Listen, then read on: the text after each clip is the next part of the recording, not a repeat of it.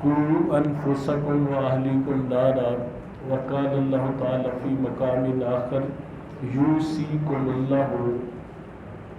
فی اولادکم صدق اللہ العظیم وبلغنا رسول النبی الکریم الصلاۃ والسلام علیک یا رسول اللہ وعلی آلک وصحبک یا حبیب اللہ۔ عزت و احترام کے لائق نمازی بھائیوں، دوستوں، بزرگوں، آج کا درس اولاد کے آداب کے حوالے سے شیڈول ہے۔ آپ سب جانتے ہیں کہ اللہ تعالیٰ نے ہمیں جس دین کو ماننے کی توفیق عطا فرمائی، یا ہمارے پیارے نبی صلی اللہ علیہ وسلم جو دین اسلام اللہ کی طرف سے لے کے آئے، یہ محض نماز، روزہ، حج، زکوٰۃ کا مجموعہ نہیں ہے، یہ محض چند تسبیحوں، وظیفوں اور وردوں کا مجموعہ نہیں ہے، بلکہ دین اسلام کو یہ اعزاز حاصل ہے اور دین اسلام کو یہ عظمت حاصل ہے کہ الحمدللہ دین اسلام ماں کے پیٹ سے لے کر قبر تک، قبر سے لے کر حشر تک، اور حشر سے لے کر جنت یا دوزخ میں جانے تک کا تمام منظرنامہ اور اللہ اور اس کے رسول کی تعلیمات کا جو ہے وہ احاطہ رکھتا ہے، اور ہر قدم پہ دین اسلام ہماری رہنمائی کر کے ہمیں اللہ کے بھی قریب کرتا ہے اور اللہ کے حبیب محمد مصطفیٰ کے بھی قریب کرتا ہے۔ تو اولاد کے حوالے سے بھی دین اسلام نے جو ہے اپنا ایک خاص مقام جو ہے وہ رکھا ہے، اور اس حوالے سے بطور خاص جو ہے اپنے ماننے والوں کو تعلیم دی ہے۔ مثال کے طور پر اللہ تعالیٰ ارشاد فرماتا ہے کہ یا ایھا الذین آمنوا قوا انفسکم واہلیکم نارا، اپنے آپ کو بھی دوزخ سے بچاؤ اور اپنے گھر والوں کو بھی دوزخ سے بچاؤ۔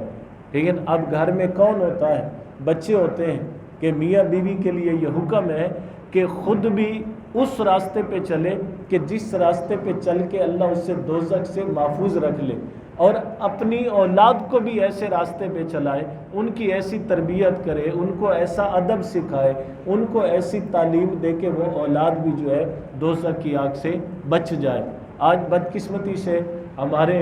فی زمانہ معاشرے میں اولاد کے ساتھ جو ایک فزیکل کانٹیکٹ ہے ماں باپ کا، وہ پہلے والا نہیں رہا۔ ایک چھت کے نیچے ہوتے ہوئے بھی بہت سارا گیپ آ چکا ہے، ٹھیک ہے نا، موبائل کی وجہ سے، کیبل کی وجہ سے، دنیاوی معاملات میں الجھنے کی وجہ سے، معاشرتی انوائرمنٹ کی وجہ سے، ان ساری چیزوں کو سامنے رکھتے ہوئے ماں اور باپ کے لیے پہلا ادب یہ ہے کہ اولاد کے ساتھ اپنا فزیکل کانٹیکٹ جو ہے وہ لازمی برقرار رکھے، ٹھیک ہے۔ وہ بچہ چاہے عمر کے جس حصے میں مرضی چلا جائے، لیکن جو اللہ تعالیٰ نے ماں باپ کے وجود میں جو ایک برکت رکھی ہے، وہ صرف اپنے اپنے کمرے میں بیٹھ کے نہیں ملے گی، یا صرف میسج اور کال کرنے سے نہیں ملے گی۔ یعنی فزیکل کانٹیکٹ جب تک نہیں ہوگا، ایک مجلس میں نہیں بیٹھیں گے، ایک جگہ پہ نہیں بیٹھیں گے، ایک چھت کے نیچے ایک بن کے نہیں بیٹھیں گے، تب تک وہ برکت نہیں نصیب ہوگی۔ اس کی میں آپ کو ایک مثال دیتا ہوں۔ بعض اوقات ایسا ہوتا ہے، ایک میڈیکل سائنس کی بات ہے، بعض اوقات ایسا ہوتا ہے کہ جو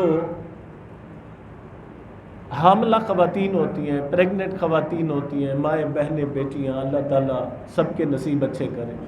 بعض اوقات ایسا ہوتا ہے کہ کسی بیماری کی وجہ سے بچہ جو ہے وقت سے پہلے پیدا ہو جاتا ہے، یعنی 7ویں مہینے، اور یہ شروع سے معاملہ چلا آ رہا ہے۔ حضرت امام حسن بھی 6 ماہ پیدا ہوئے تھے، حضرت امام حسن یہ 6 ماہ میں پیدا ہو گئے تھے۔ تو یہ ایک معاملہ ہے، سسٹم ہے۔ اچھا، جو بچہ وقت سے پہلے پیدا ہوتا ہے نا، 7ویں ماہ میں پیدا ہو جائے، 8ویں ماہ میں پیدا ہو جائے، تو میڈیکل سائنس کا ایک رول ہے، قانون ہے کہ اس بچے کو لیبر کر کے نرسری میں بھیج دیتے ہیں، نرسری میں رکھ دیتے ہیں۔ یعنی وہ بچہ لیبر کر کے وہ ماں باپ کو نہیں دیتے، یعنی وقت سے پہلے اگر بچہ پیدا ہوا ہے تو پھر وہ بچہ نرسری میں جاتا ہے۔ جب اس کو نرسری میں رکھا جاتا ہے تو کم از کم اس کے 32 ہفتے جو ہے وہاں پہ پورے کیے جاتے ہیں، اور پھر جو ہے وہ جا کے ماں باپ کے حوالے کیا جاتا ہے۔ اب اس میں ایک بڑی خاص بات یہ ہے کہ وہ بچہ جو نرسری میں ہوتا ہے، اور ڈاکٹر اس کے لیے یہ سمجھتے ہیں کہ یہ 4 ہفتے نرسری میں رہے گا یا 2 ہفتے ہماری کسٹڈی میں رہے گا، تو وہاں پر میڈیکل سائنس جو ہے حکم دیتی ہے کہ اگر وہ بچہ زیادہ دیر نرسری میں رکھنا ہے تو نرسری میں موجود ڈاکٹر روزانہ اس بچے کی ماں کو بلاتے ہیں اور اس کو صرف یہ کہا جاتا ہے کہ تم نے 2 گھنٹے روزانہ اس بچے کو جو ہے اپنی چھاتی کے ساتھ لگا کے رکھنا ہے، تیری چھاتی کے ساتھ لگنے میں بھی اللہ تعالیٰ نے اس کی نشو و نما کا جو ہے وہ اثر رکھا ہے، ٹھیک ہے؟ یعنی اس نے فیڈ بھی نہیں کروانا، اس نے چوری بھی نہیں کھلانی، نہ وہ اس قابل ہے بچہ، صرف اس کو یہ کہا جاتا ہے ماں کو کہ آپ نے اپنے سینے سے لگا کے رکھنا ہے، صرف سینے کے ساتھ لگا کے رکھنا، وہ اس بچے کی تربیت پہ، نشو و نما پہ جو ہے وہ اثر چھوڑتا ہے اور پھر بچہ سٹیپ بائی سٹیپ جو ہے وہ اس مرحلے کو مکمل کرتا ہے۔ تو یہ بتانے کا مقصد یہ ہے کہ ماں باپ کا جو فزیکل کانٹیکٹ ہے، ٹھیک ہے، ایک وقت تھا آج سے 15 20 25 سال پہلے، ہماری جو دادیاں تھیں، نانیاں تھیں، وہ اپنے دوتوں پوتوں کو ایک چولہے پہ جمع کرتی تھیں، کہانیاں سناتی تھیں، اچھی باتیں سناتی تھیں، قصے سناتی تھیں، ٹھیک ہے، وہ بچوں کو جو ہے بڑی عمر میں بھی یاد ہوتے تھے کہ ہماری دادی نانی نے ہمیں یہ بات بتائی۔ آج وہ ماحول نہیں رہا، ہمیں وہ بنانا ہے اگر ہم چاہتے ہیں کہ ہماری اولاد اچھے ٹریک پہ چلے، تربیت کے ٹریک پہ چلے، اور شروع سے ہی اس کو 5 6 7 سال کی عمر سے ہم پتہ کیا کرتے ہیں، ہم بچے کے 14 15 سال اس چکر میں گزار دیتے ہیں، کوئی نہیں بچہ سمجھ جائے گا، کوئی نہیں بچہ سمجھ جائے گا، یعنی اس کی جو تربیت کرنے والی عمر ہے نا وہ ہے 5 سے لے کر 13 14 15 سال، یہ اس کی تربیت والی عمر ہے، یہ بھی اس کی کچی تختی ہے، آپ اس پہ جو لکھ دیں گے، بتا دیں گے، سمجھا دیں گے، وہ بڑا ہو کے وہی کرے گا۔ اور اگر آپ اس چکر میں رہے کہ کوئی نہیں اجے بچہ ہے، کوئی نہیں اجے، تو اس عمر میں کہ جب بچے میں بغاوت والا عنصر آ جاتا ہے، جب بچے میں سرکشی والا عنصر آ جاتا ہے، ضد والا عنصر آ جاتا ہے، وہاں پہ اگر آپ اس کو سمجھائیں گے تو آپ کا سمجھانا وہ ٹائم ضائع کرنے کے علاوہ کچھ بھی نہیں ہوگا، ٹھیک ہے؟ یعنی جس حصے میں آپ نے اس کو موو کرنا ہے، جس حصے میں آپ نے اس کو اپنی طرف مائل کرنا ہے، بتانا ہے، سمجھانا ہے، ٹھیک ہے، وہاں پر جو ہے اس کو جس راستے پہ چلائیں وہ چلیں گے۔ یہ اکثر آپ نے سنا ہوگا، اللہ نہ کرے یہ جب کبھی خودکش بمبار مطلب دھماکے ہوتے ہیں، خود کش دھماکے ہوتے ہیں، تو یہ جو دہشت گردوں کی تنظیمیں ہوتی ہیں، آپ نے کبھی غور کیا ہے کہ جب خودکش دھماکہ ہو جاتا ہے تو بعد میں وہ ایک پریس ریلیز ہوتی ہے کہ خودکش بمبار کے اعضاء مل گئے اور اس کی عمر جو ہے وہ 15 سے 20 سال ہے، اس کی عمر 15 سے 20 سال ہے۔ اب وہ 15 سے 20 سال میں وہ اٹیک کر رہا ہے، اس سے پچھلا عرصہ وہ جہاں پہ رہا اس عرصے میں اس کے دماغ میں جنت ایسے بٹھا دی گئی کہ بس یہ بم بلاسٹ کرنے کی دیر ہے، آگے جنت تیرا استقبال کر رہی ہے۔ یعنی وہ خاص عمر میں ان بچوں کو جو ہے وہ معاذ اللہ اس غلط روش کی طرف لے کے جاتے ہیں، تو اس لیے آپ نے بچوں کو مثبت پہلوؤں کی طرف لے کے جانا، تو اس کی عمر کا جو مخصوص حصہ ہے نا وہ متعین ہے۔ دیکھیں نا حضور صلی اللہ علیہ وسلم فرماتے ہیں بچہ 7 سال کا ہو جائے تو اس کو نماز کی تلقین کرو، ٹھیک ہے، 7 سال 8 سال 9 سال 10 سال میں ہو گیا نہیں پڑھتا، پھر حضور فرماتے ہیں کہ سختی سے پڑھو۔ تو یعنی حدیث کی روشنی میں یہ 7واں 8واں 9واں 10واں یہ 4 سال بڑے اہم ہیں، ٹھیک ہے، یعنی ابھی اس بچے میں وہ جذبات نہیں آئے، ابھی اس بچے نے میچور پن نہیں آیا، ابھی وہ بچہ اپنے بارے میں کسی نفع نقصان کے بارے میں آگاہ نہیں ہے، ٹھیک ہے۔ جب ہم یہ 4 سال اس کو برگر شوارمے اور پیزے کھلانے میں گزار دیتے ہیں نا، اور چسکے پوائنٹ اور ہر ذائقہ پوائنٹ کے کہ کوئی نہیں جی بچہ ہے پتہ نہیں کل نو کی ہوئے گا، ٹھیک ہے نا، اس 4 سال میں جب ہم اس کو چسکے پوائنٹ پہ لگوا دیتے ہیں نا تو پھر اگلی ساری زندگی وہ چسکوں کے پیچھے پڑا رہتا ہے، ٹھیک ہے۔ تو اس لیے یہ اولاد کی تربیت میں جو ہے خاص عنصر ہے۔ اور پھر دیکھیں فائدہ کتنا ہے، حضور صلی اللہ علیہ وسلم فرماتے ہیں من ابتلا بنت او بنتان و ثلاث بنات اختن اختان و ثلاث اخوات ادبہن علمہن فانکاہن فہو معی ہاکذا یوم القیامہ۔ حضور فرماتے ہیں اللہ کسی کو اگر ایک بیٹی دے یا 2 بیٹیاں دے یا 3 بیٹیاں دے، یا اللہ کسی کو ایک بہن دے 2 بہنیں دے 3 بہنیں دے، یعنی بہن بیٹی، حضور صلی اللہ علیہ وسلم فرماتے ہیں اللہ جس کو دے وہ بندہ ان بیٹیوں بہنوں کو ادب سکھائے، ان کو تعلیم دے، فَأَحْسَنَ تَأْدِيبَهُنَّ، ان کو اچھا ادب سکھائے، پھر ان کو نکاح کے بندھن میں باندھ کر ان کو اپنے گھر کا مالک بنا دے۔ حضور فرماتے ہیں کہ بیٹیوں کو یہ ادب سکھانے والا، بیٹیوں کی یہ تربیت کرنے والا، ہَكَذَا مَعِي يَوْمَ الْقِيَامَةِ، وہ قیامت کے دن میرے ساتھ ایسے اکٹھے کھڑا ہوگا جیسے یہ دو انگلیاں اکٹھی ہیں۔ ٹھیک ہے، یعنی اولاد کی تربیت اور ادب سکھانے کتنا بڑا انعام ہے کہ حضور کی بارگاہ میں جو ہے وہ سنگت نصیب ہوتی ہے۔ ٹھیک ہے، اور کرنے والے یہ کر گئے ہیں، کرنے والے کر گئے۔ ٹھیک ہے، ایک تابعی ہے حضرت امام عبد الرحمن فروخ رحمۃ اللہ تعالیٰ علیہ، یہ جہاد پہ جانے لگے تو اپنی بیوی کو 30,000 اشرفیاں دے کے گئے، اور اس وقت آپ کی جو بیوی تھی وہ امید سے تھی، امید سے۔ تو شوہر نے کہا کہ اللہ تعالیٰ اولاد میں سے جو بھی دے اس کا خیال رکھنا، تربیت کرنا، خرچ کرنا، اگر ضرورت پڑے تو میں نے فلاں کو کہہ دیا اس سے لے لینا، نہیں معلوم میں آتا ہوں نہیں آتا، نہیں معلوم کتنے عرصے بعد آتا ہوں۔ تو یہ عبد الرحمن فروخ جو ہے بیوی کو 30,000 اشرفیاں، یہ اس دور کی بہت بڑی رقم تھی، دے کے چلے گئے۔ جہاد کا جو پیریڈ تھا وہ اتنا لمبا ہوا، اتنا لمبا ہوا کہ 27 سال آپ گھر سے باہر گئے، 27 سال، 27 دن ہفتے نہیں، 27 سال۔ ٹھیک ہے، یہ دین ہمیں، میں اس لیے روتا چیختا رہتا ہوں آپ کے سامنے کہ یہ دین ہمیں ایسا نہیں مل گیا، ٹھیک ہے، پلیٹ میں رکھ کے نہیں ملا، یہ ہم نے اس کو مذاق بنا لیا۔ ٹھیک ہے، ایک ایک صحابی کی جو ہے وہ ساری زندگی اس دین کو بچانے میں گزری،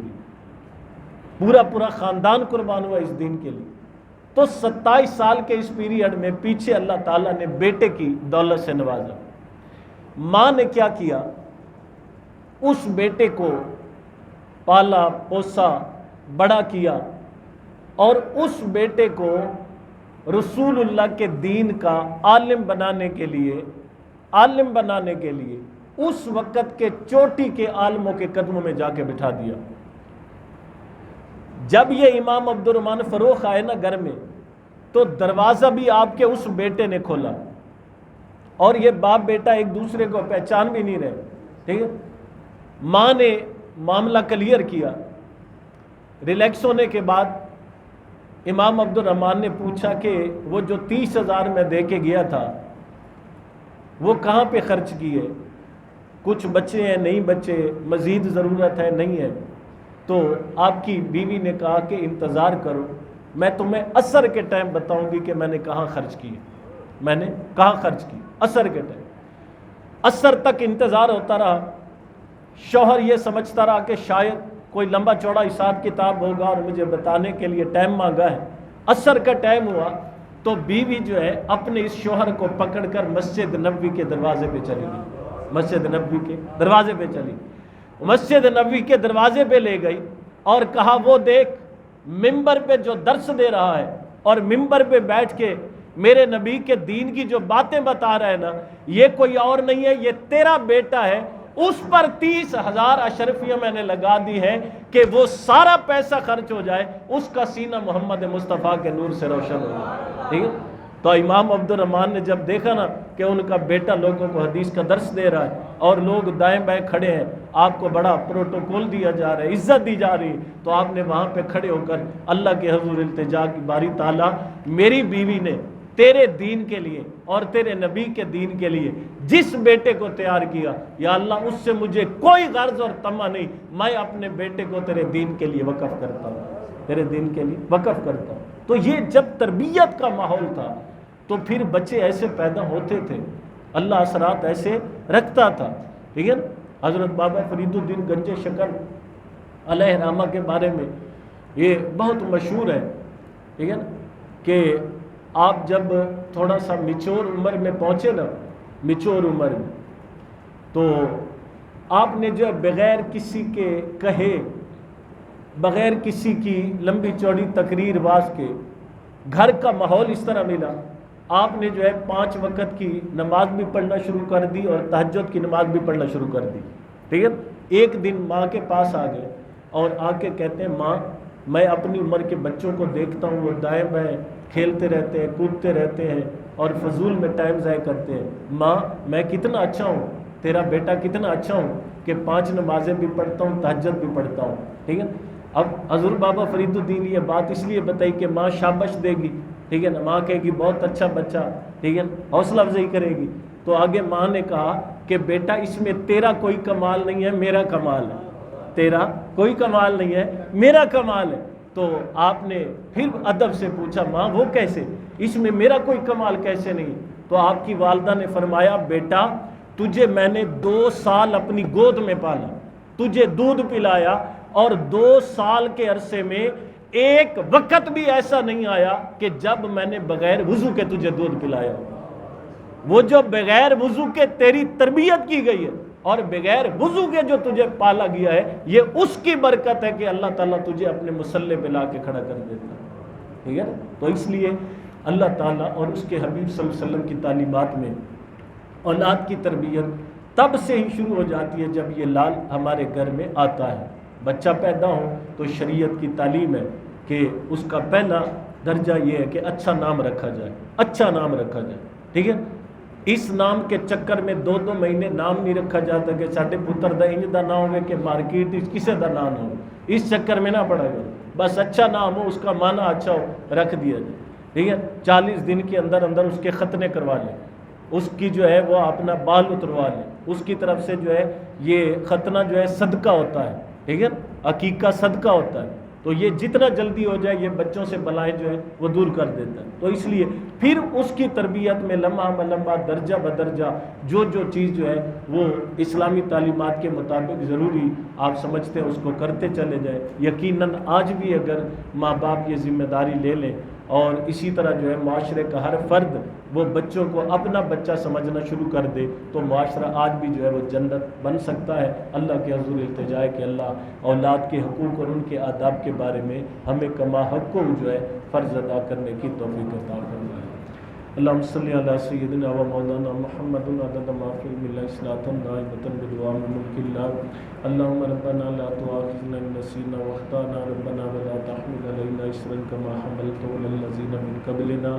ربنا ولا تحملنا ما لا طاقة لنا به واعف عنا واغفر لنا وارحمنا انت مولانا فانصرنا على القوم الکافرین۔ رب یسر ولا تعسر وتمم بالخیر وبک نستعین وصلی اللہ تعالی علی خیر خلقہ محمد